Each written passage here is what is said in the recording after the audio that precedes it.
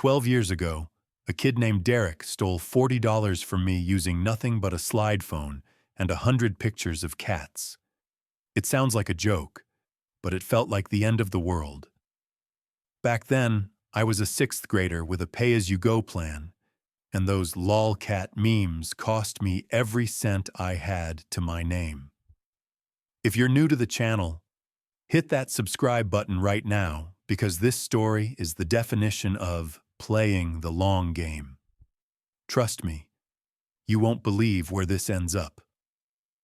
When I demanded my money back, Derek just laughed in my face. He told me it wasn't his problem. My dad told me to let it go, that some battles just weren't worth fighting. He was wrong. Fast forward to last summer. I'm standing in a dusty attic, holding a mint-condition collection of Pokemon games and rare Lego sets that belong to that same bully. His mother is standing right next to me, offering to sell me the whole lot for a fraction of what it's worth. She wanted $400. I knew it was worth $40,000.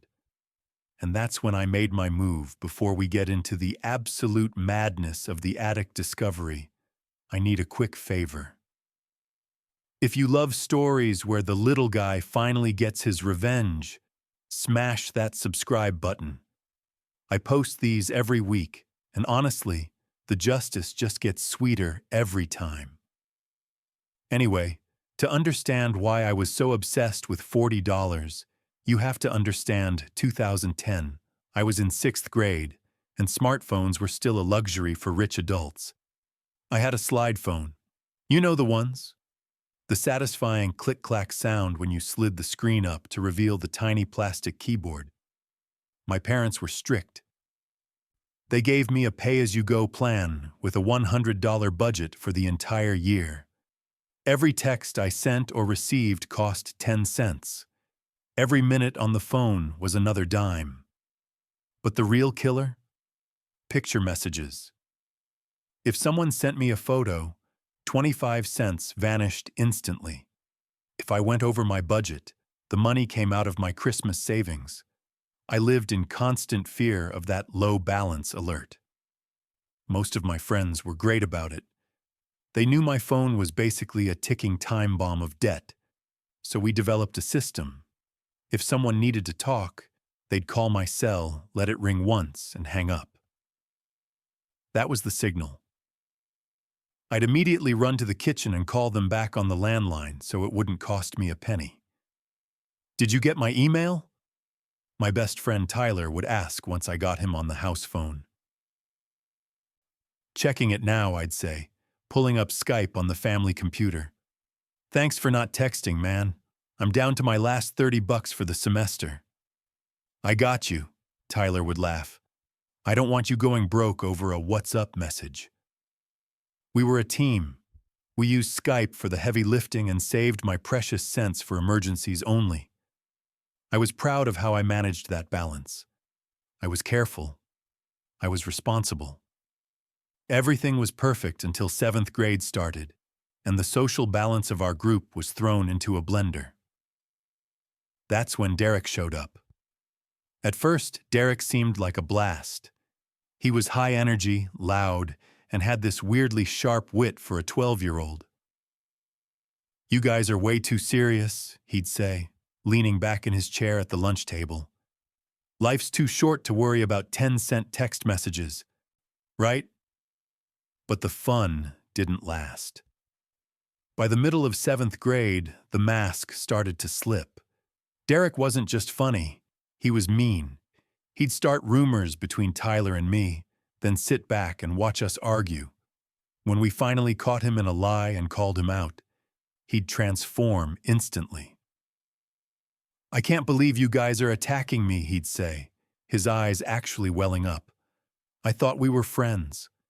I've had such a hard week. And now this?" He was a master at playing the victim. Even worse, he knew how to charm parents. My mom thought he was such a polite young man. She didn't see the way he smirked when he got his way. He was untouchable, and he knew it, especially when it came to my phone. Derek, seriously, stop, I told him for the 10th time that week. We were standing by the lockers after school. Stop what? He asked, looking at me with that fake, wide-eyed innocence. Sending me memes over text. Every time you send one of those Icon has cheeseburger cat photos, it costs me 25 cents. My balance is tanking. He rolled his eyes and let out a dramatic sigh. It's just a quarter, man. Don't be so cheap. It's a funny picture. You need to loosen up. It's not being cheap. It's my literal food and gas money for the year, I snapped. Just use Skype or email, like everyone else does.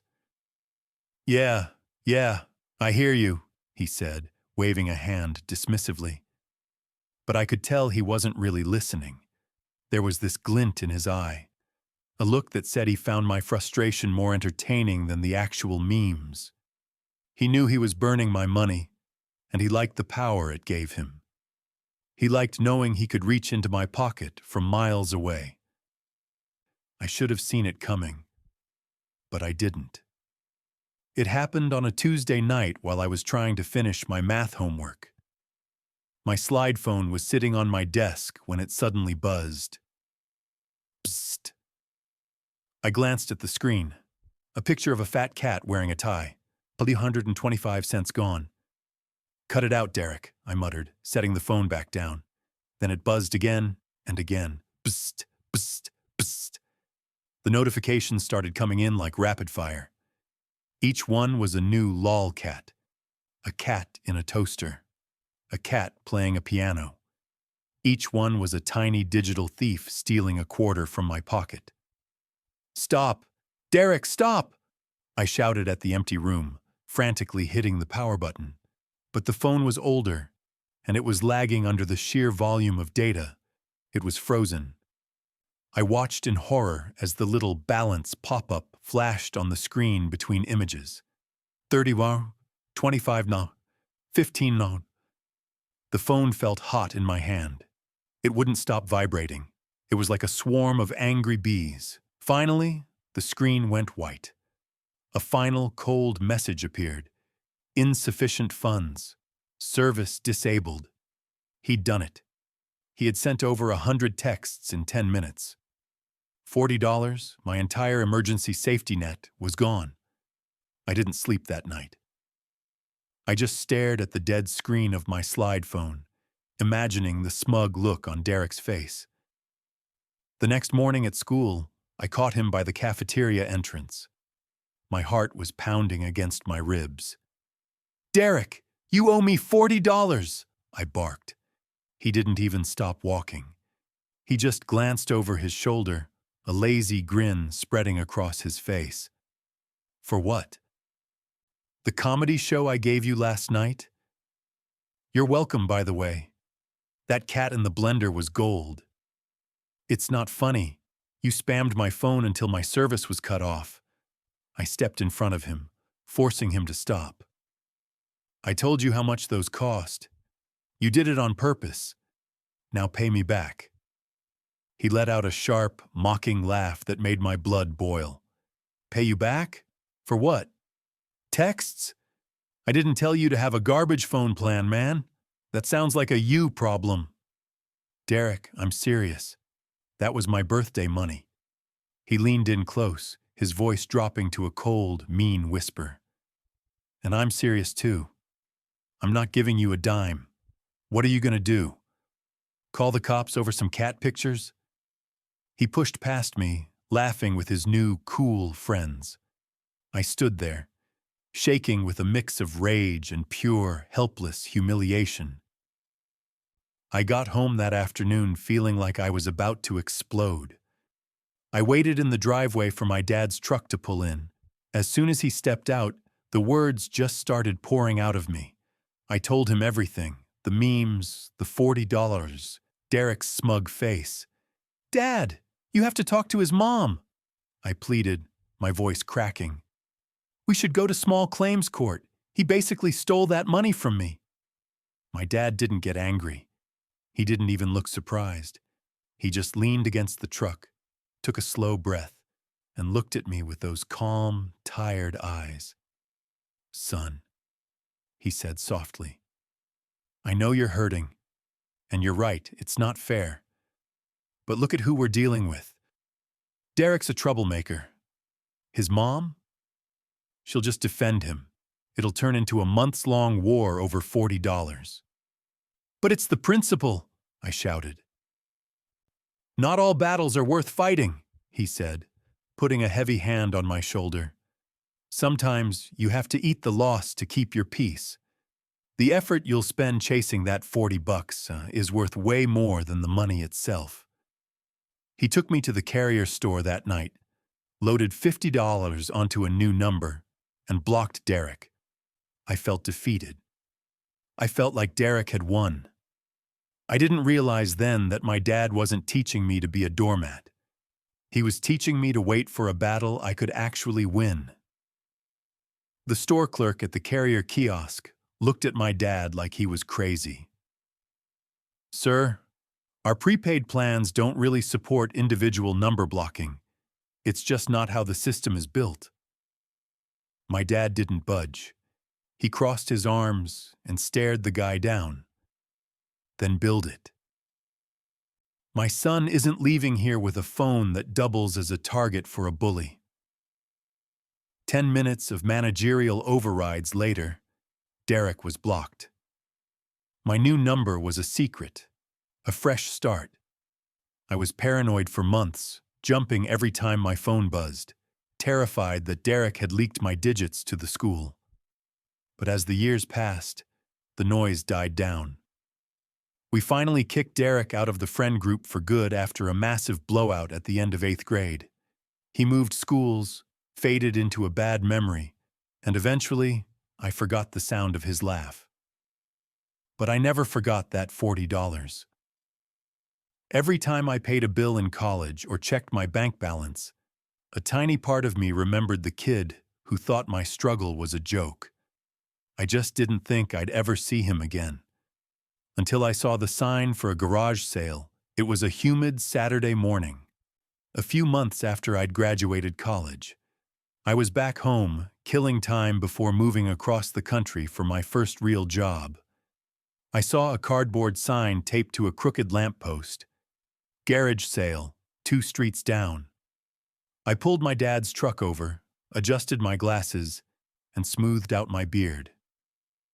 When I pulled into the driveway, my heart did a weird little somersault. I knew this house.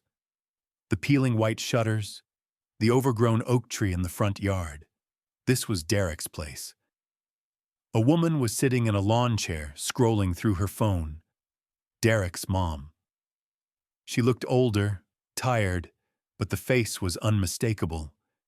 She looked up and gave me a polite, vacant smile. "Morning. Everything on the tables is half off," she called out. She didn't recognize me. To her, I was just some random guy with a beard and a college degree. I wasn't the scrawny kid her son had tormented. I started browsing, my eyes darting around, until I saw them, a stack of Pokémon napkins. I picked up the napkins, turning them over slowly. "These are interesting," I said, keeping my voice low and casual. "Oh, those?" Derek's mom let out a dry, exhausted laugh. "My son was obsessed with Pokémon. Still is, probably. He moved out years ago, but he left mountains of that stuff behind. I'm finally clearing it out. I'm sick of looking at it." "Actually," I said, a plan forming in the back of my mind. "My younger cousin is really into this stuff. Do you have anything else, besides napkins?" She paused, looking me up and down. She saw a polite stranger, not the victim of her son's malice. "You know, I have several boxes up in the attic. I haven't even looked through them. I didn't think anyone still cared about old video games." "I wouldn't mind taking a look," I offered, my pulse quickening. "If it's not too much trouble." "Not at all. Come on in," she said, waving me toward the front door. I stepped over the threshold. I never thought I'd be back in this house. The air in the hallway was stale, smelling of old laundry and citrus cleaner. She led me to a small closet, pulled the cord, and a wooden ladder rattled down from the ceiling. "It's a bit dusty up there," she warned, gesturing for me to go first. I climbed the narrow steps, my hands gripping the rough wood. When I poked my head into the attic, the heat hit me like a physical wall. It was a graveyard of Derek's childhood. "The boxes are over by the window," she called up from below. I crawled over the floorboards, my knees crunching on loose insulation. I reached the first box. It was heavy. I pulled back the packing tape, and for a second, I forgot to breathe. It wasn't junk. It was a treasure chest. Right on top was a copy of Pokémon Red. Not just the cartridge, the original box. The cardboard was crisp, the colors as bright as the day it was printed. Next to it was Pokémon Blue and Yellow. All of them were in protective plastic sleeves. I remembered Derek's voice screaming at me in middle school. "Don't touch those. They're mint. You'll ruin the value with your greasy hands." He had been so careful, so obsessed. And now, I was the only one here to see them. "Find anything good?" his mom asked, her head appearing at the top of the ladder. I forced my face to stay stone cold. "Just some old games," I said. "Let's see what else is in these other boxes." I pulled the second box toward me. It was even heavier than the first. When I peeled back the flaps, I nearly choked on the dust and the excitement. Inside were binders, dozens of them. I flipped one open and my heart stopped. These weren't just cards. They were a timeline of high-value history. Holographic Charizards, Blastoises, and Venusaurs stared back at me through clear plastic sleeves, perfectly preserved. "He spent every cent of his allowance on these," Derek's mom said, leaning against the attic opening. "I always told him he was throwing his money away."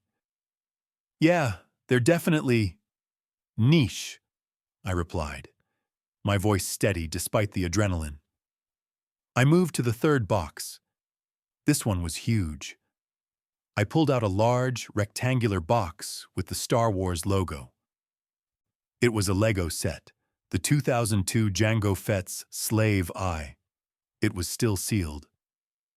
I knew enough about collectibles to know that this single box was worth a small fortune. I looked deeper. There were more: original Star Wars sets, old Technic models, and sealed boxes of Lego Knights. "I like old Legos too," I said, looking up at her. "My cousin would probably love to build these." I looked around the small, cramped attic. There were 5 boxes in total. A decade of mint-condition obsession was sitting right in front of me.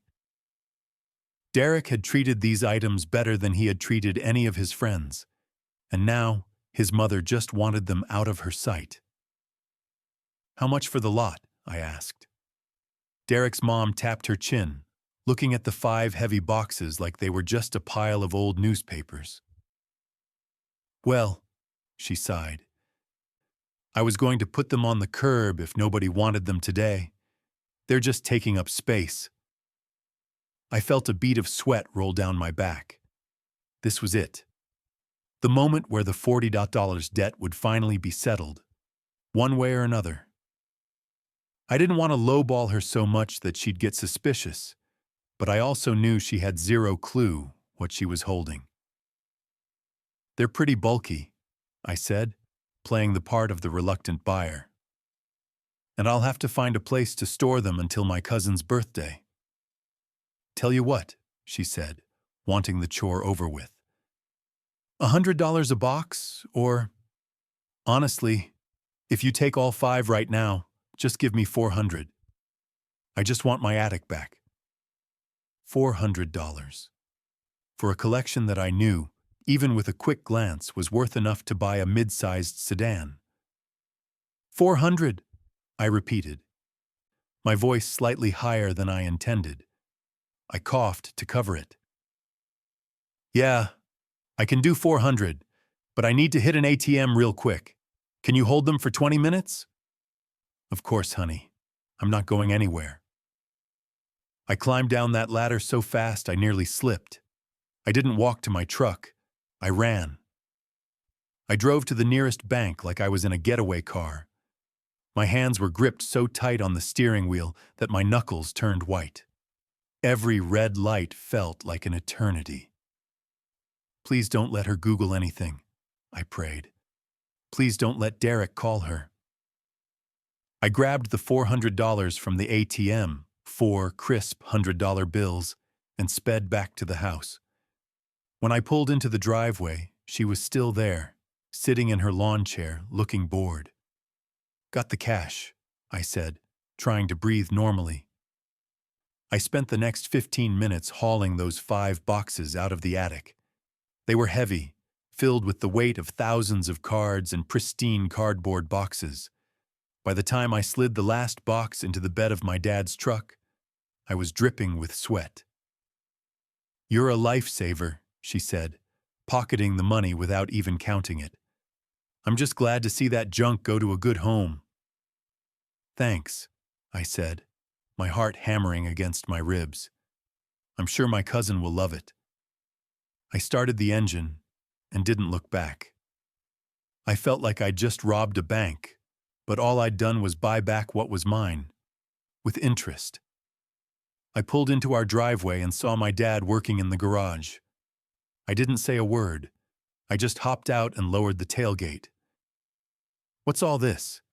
he asked, wiping grease off his hands with a rag. "I thought you were just going to look at some old tools. Remember that battle you told me not to fight 12 years ago?" I pointed to the 5 massive boxes. "The one where Derek stole my $40? He walked over and looked inside the first box. He saw the mint-condition games and the sealed Star Wars Lego sets. He's not a collector, but he knows what quality looks like. He let out a low whistle. "You found these at his house?" "His mom sold them to me for $400, I said, a grin finally breaking across my face. "She calls it junk. I call it justice." My dad looked at me, then back at the hoard, and a small, knowing smile played on his lips.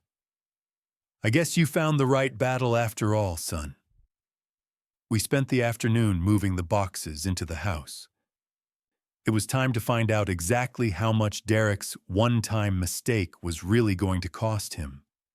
I knew I couldn't handle this alone. This wasn't just a few games. It was a professional-grade archive. I called my Uncle Jim. He's been a hobbyist eBay reseller for 20 years, the kind of guy who can spot a fake Charizard from across a dark room. "Jim, I think I found the Holy Grail," I told him over the phone. He showed up an hour later, his magnifying loupe already hanging around his neck. He didn't say much at first. He just sat on the floor of my living room and started pulling items out, one by one. "The condition," Jim whispered, his voice full of awe. "It's like these were kept in a vacuum. No sun damage, no corner wear. Even the Lego seals are perfect." "What are we looking at, Jim? Total value?" He looked up at me, his eyes wide behind his glasses. "I need to do a full inventory, but just this first binder, it's 5 figures, easy. This kid wasn't a collector. He was a curator." I felt a surge of adrenaline. Derek had spent his whole life protecting these things from greasy hands, only for them to end up in mine. It took my Uncle Jim 3 full days to catalog everything. He sat at the dining table with a spreadsheet, a high-intensity lamp, and a stack of price guides. I watched as the numbers on the screen climbed higher and higher. "Okay," Jim said, rubbing his eyes and leaning back. "I've double-checked the sold listings on eBay. I've accounted for the grade of the cards and the condition of the Lego boxes. Give it to me straight, I said, my heart hammering. The total estimated value for the entire lot? He turned the laptop toward me. About $40,000, give or take a few hundred depending on the auctions. 40,000. I sat there in silence, the number ringing in my ears like a bell. I remembered that service-disabled screen on my slide phone. I remembered the $40 Derek had stolen from me just because he could. $40,000. It was exactly 1,000 times the amount he had taken. Is it poetic? Jim asked, sensing my daze. It's more than poetic, I whispered. It's a miracle. Hold up, pause for a second. I need to know, what would you have done? If you found $40,000 worth of stuff being sold for pennies by your old bully's mom, would you tell her the truth, or would you take the deal? Seriously, drop a comment below because I want to see where you stand. Also, smash that like button if you think this was justified. All right, here's what happened next. Uncle Jim didn't waste any time. I'll handle the listings, he told me, but I'm only taking 10%. This is your score, kid. I'm just the middleman. I watched the auctions go live. It was surreal. Items I'd seen in Derek's bedroom over a decade ago were now being bid on by collectors from Tokyo to London. The Jango Fett Lego set alone sparked a bidding war that ended in the thousands. By the end of the summer, the boxes were empty. In their place was a stack of shipping receipts and a final life-changing check. Here it is, Jim said, sliding an envelope across the table. After fees, taxes, and my cut, it's yours. I opened it. It wasn't the full 40,000. Uncle Jim had been conservative and taxes are real, but it was more money than I'd ever seen in my life. I looked at the total. It was enough to wipe out my student loans and put a massive down payment on a brand new car. The $40 debt was officially settled. The first thing I did was log into my student loan portal. For years, that 5-figure number had felt like a mountain I'd never finish climbing. I typed in the amount from the check and hit submit. Watching that balance drop to zero felt better than any mint condition game ever could. I still can't believe it, I told my dad as we sat on the porch that evening. One garage sale changed everything. He chuckled, sipping his coffee. I told you back then, son. Not all battles are worth the effort. If we'd fought Derek's mom for $40 in 2012, she never would have let you through that front door in 2024. He was right. By letting go of the small grudge, I'd left the door open for the ultimate payday. I ended up using the rest of the money for a down payment on a new car, a physical reminder that patience really is a virtue. I sometimes wonder if Derek ever went looking for his boxes. I imagine him climbing into that attic, seeing the empty space where his investments used to be, and realizing his mom had cleared out his life's work for the price of a few groceries. It was the perfect ending. No shouting, no drama. Just a check that proved, once and for all, that justice always finds a way. I drove my new car past my old middle school one last time before moving across the country. It felt different now.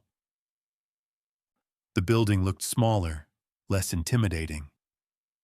I thought about Derek, not with anger, but with a strange kind of gratitude. If he hadn't been so obsessed with his precious collection, and if he hadn't been so cruel about my $40, I wouldn't be starting my adult life debt-free. You moving out today? Tyler asked me over the phone. No landline trick needed this time. Yeah, I said, looking at the steering wheel. Just finished packing. It's been a wild summer, man. Still can't believe the Pokemon heist, he laughed. You're a legend for that. I'm just a guy who got paid back, I replied. The lesson I took from this wasn't about greed. It was about perspective. My dad was right. Some people aren't worth the energy of a confrontation. If you focus on your own path and keep your eyes open, life has a funny way of balancing the books for you. Derek got to keep his $40 back in 7th grade. I got to keep the $40,000. I'd say we're even. And that's the story of how 100 cat memes turned into a $40,000 payday. Looking back, I wouldn't change a thing. If you enjoyed this journey of ultimate proportional revenge, make sure you hit that subscribe button right now. I post real-life dramas and justice stories every single week. Drop a comment telling me the pettiest thing a bully ever did to you. See you in the next one.